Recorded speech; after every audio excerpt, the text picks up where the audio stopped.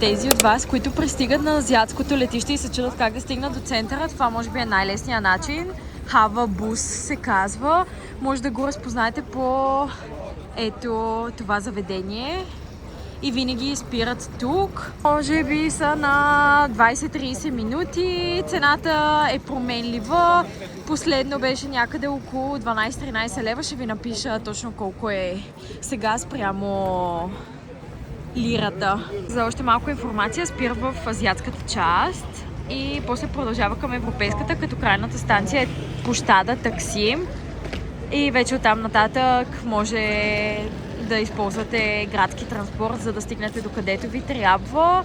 Пътя спрямо трафика варира, може би около час до 2, но това е в най-пиковите часове. Може да си го сметнете час и половина от летището до ваш центъра. След като се настанихме, дойдохме до любимото ми място за матча. Намира се в квартала Нишанташа и го препоръчвам с 2 ръце. След това се разходихме. Както виждате, е украсено много празнично. Почти навсякъде в Истанбул е така. Вечеряхме и се прибрахме до квартала, в който сме отседнали, Джихангир, пеша. Както виждате, навсякъде се подготвят с украса. Хванахме ги точно на площада Таксим да украсяват. За тях фокуса с украсата е по-скоро Нова година, отколкото Коледа, така че не се очудвайте и не са закъснели. А ето тук, много интересно, през зимата имат традиция да продават боза на улицата. Ако видите такива хора да обикалят, да знаете, че това означава, че продават. Здравейте от ден 1. Днес имам рожден ден. Уви, времето не беше много на моя страна. Променя се още от сутринта. Дъжд, сняг, вятър. Сега се опитва да изгрее слънце и се надявам да стане една идея по-добре. Закусвахме и сега може би ще се разходим малко и ще ви взимам с мен през деня и като цяло през цялото пътуване.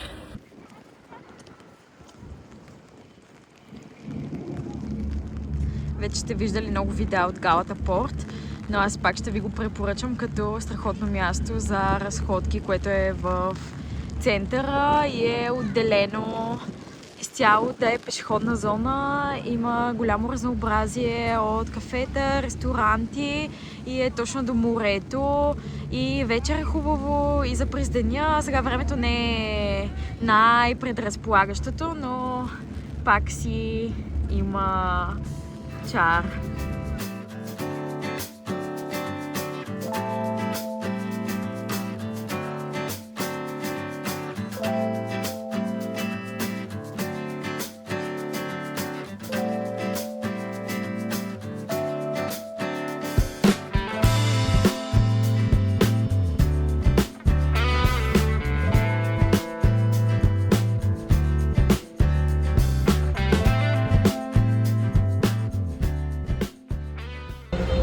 Това е една от най-новите ери на Истанбул. Казва се Терсане.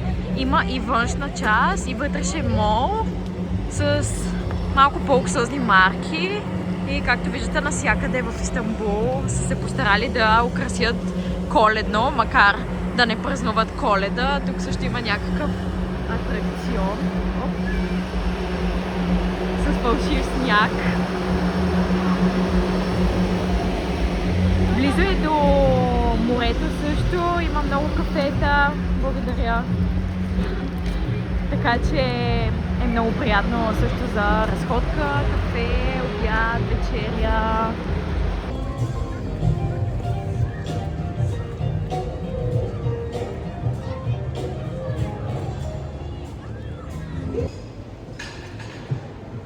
Дойдохме за кафе и десерти, това пак е в тази част, малко по-страни в един хотел.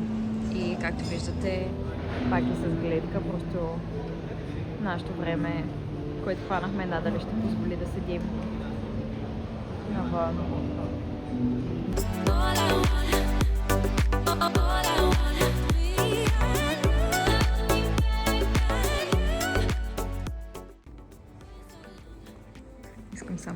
покажа туалетната. Колко впечатляващо е направена. Просто рай за момичета.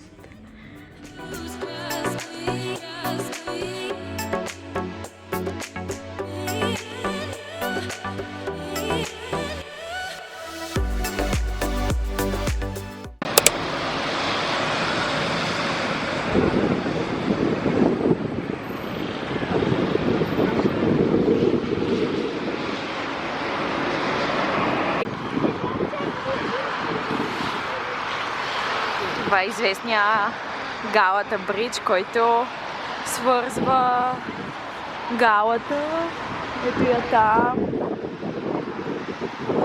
и традиционните базари, египетския пазар, Еминьоньо, Гран базар, и винаги, независимо от времето, сезона е пълно с рибари.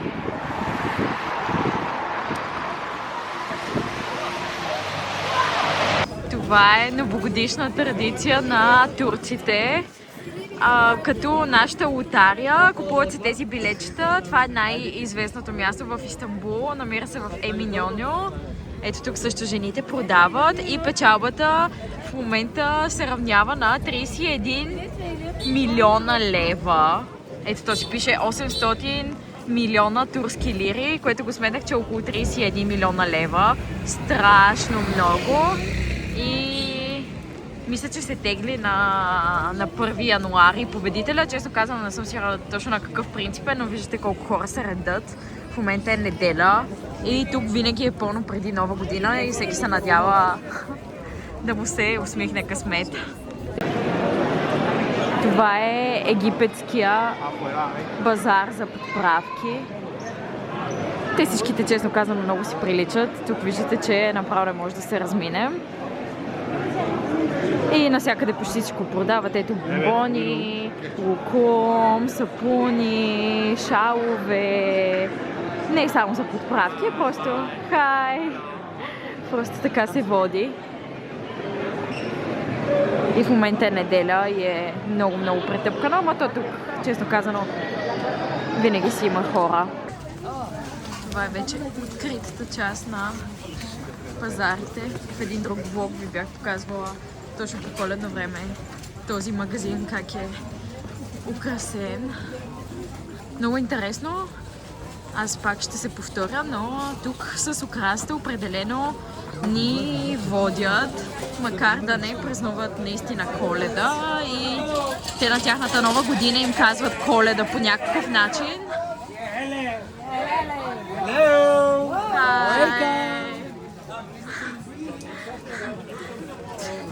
Тук няма да ви стане скучно, плюс това навсякъде ще ви почерпат.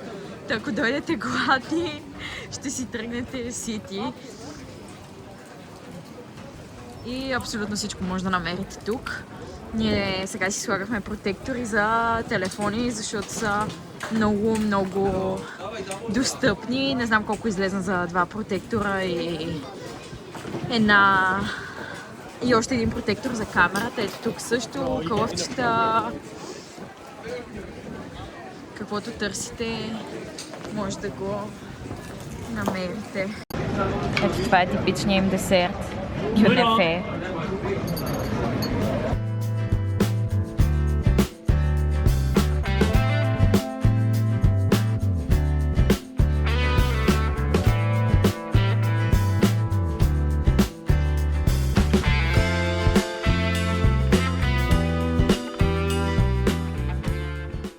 Тук в някои заведения, в които идват, аз не знам какъв тип хора, казват, че не се позволяват пистолети и трябва да се оставят в сейфове, така че смятайте, тук е леко в мафиотски стил в някои заведения, като цяло райони, така че да не се очудвате, ако видите такъв стил предупреждения, за тях е нещо съвсем нормално. Няма да ви позволят да си ги оставите в джоба, но няма проблем и да си ги носите. Това е традиционна напитка за Турция, зимна. Мляко, сладко, с канела и още някакви подправки, но е по-гъсто, не е чисто мляко. Нещо като кондензирано такова, но не съм много сигурна точно как се приготвя. Отиваме на хамам. За първи път ще ми е на такова традиционно място. До сега съм била само в хотели. Най-вероятно няма да мога да ви покажа цялото преживяване, но докъдето успея да си взема телефона, ще ви и после само ще ви разкажа. Това явно е фоайето. Сега ще видим къде се плаща. В по-традиционен квартал сме, така че със сигурност ще е много автентично преживяване. За да придобиете представа, дават ви кърпа и като малка кабинка, в която си оставяте нещата. И ето там е това фоайе, което преди малко ви показах. Тук може да се пие чай, кафе, всякакви неща. Даже хората си носят и храна. Ето моята кесийка, ако така мога да я нарека, с която ще ми правят... Не знам как се нарича на български. То точно кесе е на турски. Та сега отивам натам и после ще ви разказвам. Така и не успях да ви разкажа за преживяването в хамама. Значи първо, задължително трябва да знаете някакви минимални думи на турски, ако решите да ходите на по-традиционен такъв, който е извън туристическите части, защото там не знаят грам английски. Най-малкото да си кажете, че примерно искате кесия, че искате масаж, да разберете колко трябва да платите, някакви такива много минимални неща. Стигнах до там, когато си оставих нещата в стаичката. След това се слиза надолу. Самия хамам е на -1 етажа, си го представете. За тези от вас, които нямат никаква представа какво представлява хамама, ще ви сложа няколко снимки, за да може да се ориентирате. Първо е хубаво малко да ви се затопли тялото, кожата, или да лежите на тези топлите плочи, или да отидете в сауната. Там долу има жени, които се занимават с вас, ще ви помогнат, ще ви насочат, ще ви обяснат кое е къде, но като цяло не е много сложно. Аз леко бях притеснена, моят приятел ми беше дал инструктаж как се случват нещата в самия хамам. Аз това, което направих, в сауната отидох, после дойде една жена, слага ви да легнете на тези топли плочи по корем и започва с кесията да ви чисти изцяло, направо ставате като бебе, мие ви със сапун. Не съм сигурна дали ми направи пилинг с кафе, защото аз не си го бях платила. Бях си казала само, че искам масаж и това почистване с кесията, то е стандартно за хамам. Ако не си го вземете него, малко се губи частта от преживяването, основното. После частта с масажа, честно казвам, аз много не я усетих, ако трябва да съм честна. Помежду другото мина, докато ме чистеше, малко на места да ме е натиснала, но това не си заслужаваше. Няма никакъв лимит, може да седите колкото време искате и цял ден. Нали, вие си плащате вход. Между другото, входа, мисля, че ми излезе някъде около 17-18 лева. Почистването с кесията се доплаща около 7, масажа също е 7, горе-долу така върват допълнителните услуги, всяка между 7 и 8 лева. Та е съвсем достъпно на фона на туристическите хамами в центъра. Там цените са в евро или в долари и са може би около 150-200 евро долара. Аз платих не знам, 30 лева общо, примерно, или 40. Няма нищо общо. Разделени са мъжки и женски хамам. Нали, това даже не може да се обсъжда по никакъв начин. Тук са им такива традициите. Там много интересно преживяване. После излизате навън, може да си поръчате кафе, чай в това фоайе, което ви показах. Си взех една напитка, тук се я наричат Чърчил, сода с лимон и сол, идеално за електролити, по естествен начин. Да, е много хубаво, ако имате време, понеже си отнема поне 2-3 часа, за да може да се насладите, ви го препоръчвам с 2 ръце. Както виждате, подготовките за нова година тук навсякъде е обградено. Ето тук даже документират. И това се прави с цел безопасност, защото тук се е случвало няколко пъти на нова година да има терористични атаки и се подготвят сега доста сериозно. Виждате, целият площад Таксим е заобграден. Така ще бъде на много централни места днес и затворени улици за коли. Ще видим как ще се придвижваме. Дойдохме в една пекарна за закуска и тук принципно има на различни такива здравословни предложения и десертите им също са страхотни. Ще ви оставя как се казва. Ето тези растения, не мога да ги нарека съвсем цветя, те са по-скоро като декорация. Са много типични тук за нова година и вижте ги продават като букетчета и навсякъде ги виждам хората да ги носят. И не съм ги виждала, честно казано, в други сезони. Ето тук също ги продават с мечета. Те са явно за Коледа и за Нова година. Това е Бешикташ квартала. Тук най-често се събират младите, защото има доста университети наоколо. Естествено, той си е жилищен квартал, известен пак с хълмовете и има ето тук един коледен приятел. Между другото, това място, където пише Пиер Хабиб, е за млечна баклава и е много известно. Има много стритфуд и като цяло на различна традиционна турска храна на много достъпни цени. Както ви казах, то си е студентско място. Има също много кафенета.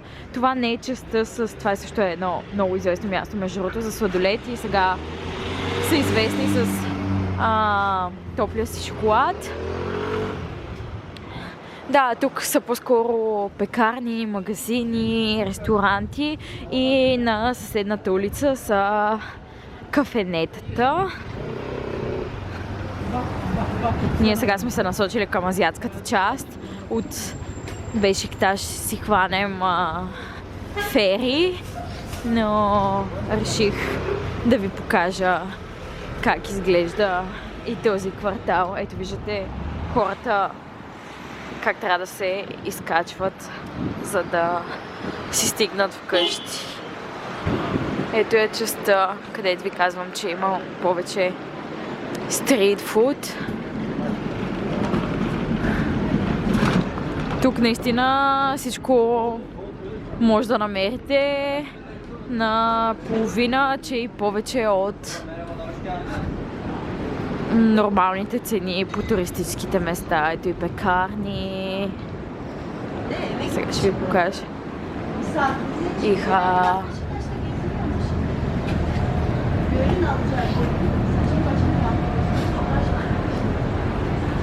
Ето.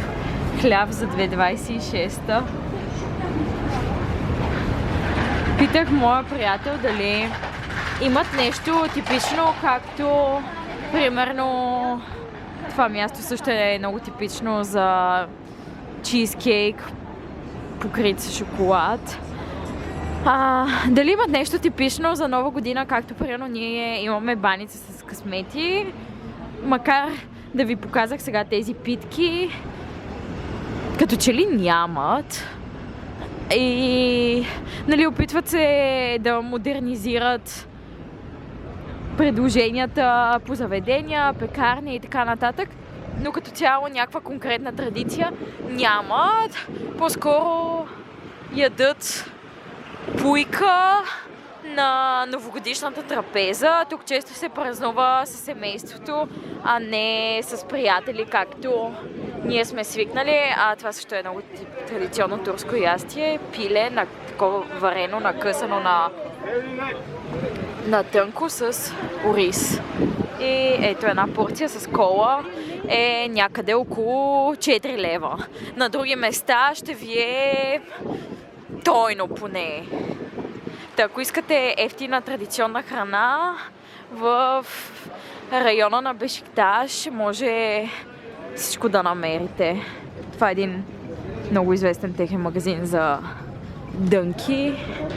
Тук интересно, намаленията не започват като при нас след Коледа, започват след Нова година, защото тяхната традиция за разменяне на подаръци е по-скоро на Нова година.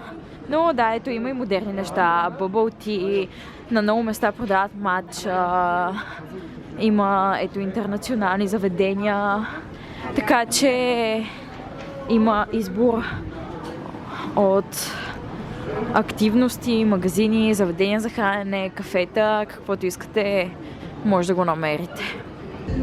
Ето така изглежда спирката на феритата. Сега влизаме вътре и ще видим след колко време идва. И между другото, повечето станции така са заобиколени от традиционни тестени изделия. Най-малкото симит навсякъде продават. Даже някои пъти на феритата има най-различни видове такива опаковани храни. Аз в едно от видеята даже съм ви показвала чай.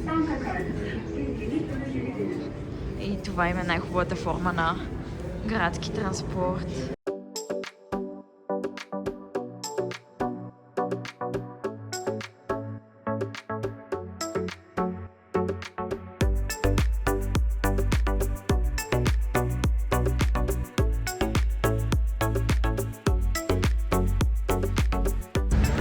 Ето, от тук вече започва централната част. Виждате как е украсен Starbucks. В София аз такава украса не съм видяла. Наистина е много иронично как те нямат Коледа, но всичко е украсено. Ето пак симит навсякъде. Тук е малко как да кажа, притъпкано с хора винаги, но вече като влезете по-навътре в квартала не е така. Ето тук пак коледни украси. Между другото този квартал мода и като цяло Кадакьой, като дойдете с ферито, те са най-добре украсени празнично.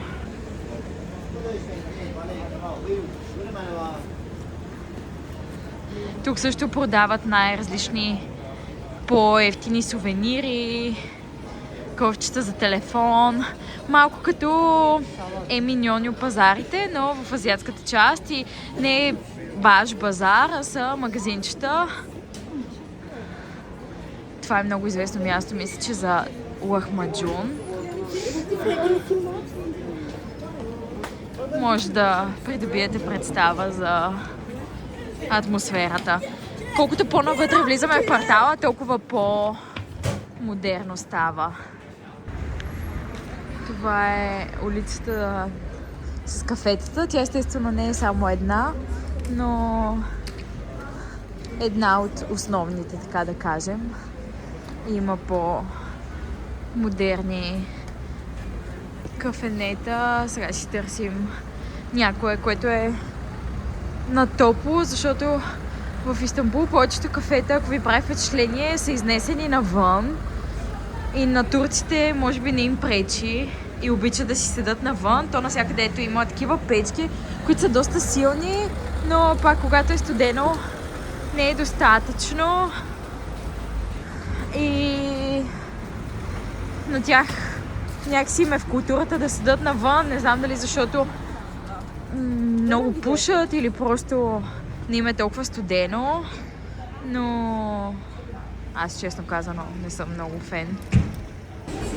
Това тирамису стана толкова вайрал в чаша и отгоре слагат кафеин крем.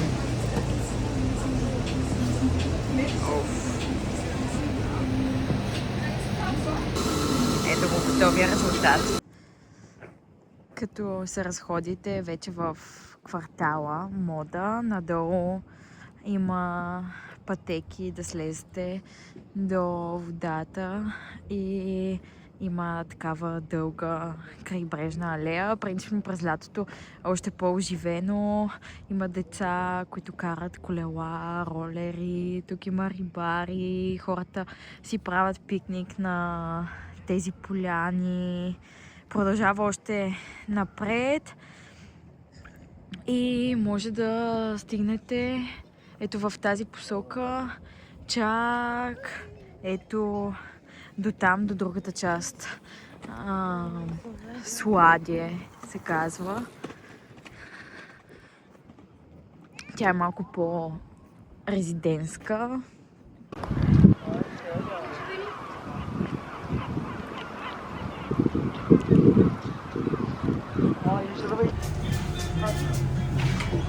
Това може би е най-популярното място за Маджон.